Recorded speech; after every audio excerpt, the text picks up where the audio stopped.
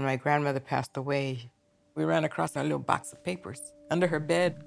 And of course, being nosy, we picked it up and it was clippings. Yeah. And when I read the newspaper clipping, we discovered my grandfather was lynched in Shreveport, Louisiana, April 9th, 1912. I've never seen a picture, but I just see him being afraid of this mob, he's alone and he can't defend himself.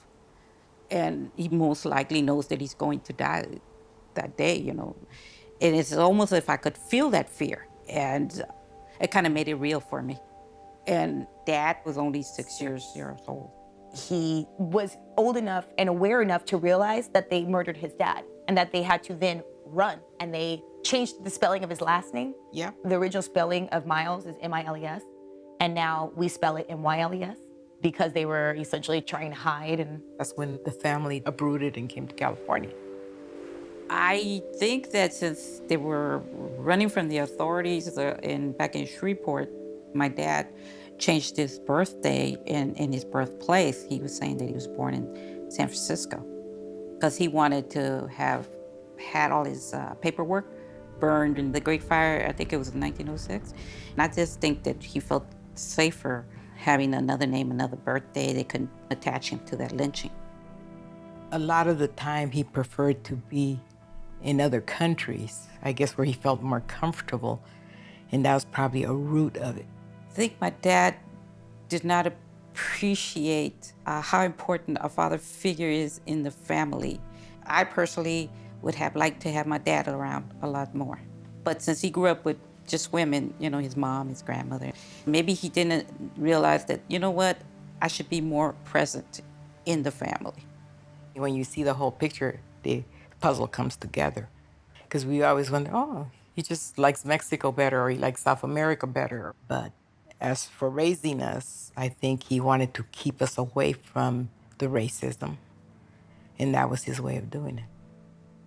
You never know the whole story as to why. I didn't realize that you guys only found out once your grandmother died and then you found the clippings. I didn't even know that. It was just known to just not ask, It was speak when you're spoken to, that kind of thing. It was, if my grandmother didn't bring it up, you wouldn't bring it up either. You know what I'm saying? And my father never brought it up. And his mother certainly never brought it up. And we lived with her for periods of time. Right now that she was mentioning that, so far I've been focusing on my grandfather. I didn't think about my grandmother's feelings. Here she is at a young age. She was all part of that too. Yeah, she was only 26 when she became a widow. Yeah.